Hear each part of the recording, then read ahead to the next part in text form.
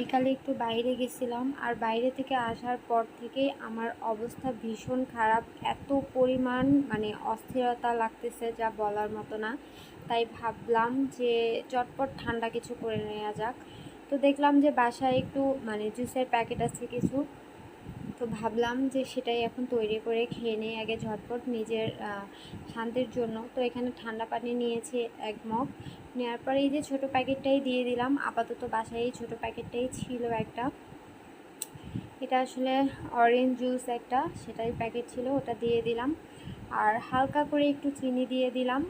চিনিটা সচরাচর আমার খাওয়া হয় না একেবারেই, তারপরেও একটু চিনি দিয়ে দিলাম, কেন জানি মনে হচ্ছে যে চিনিটা খাওয়াতে ভালো লাগবে।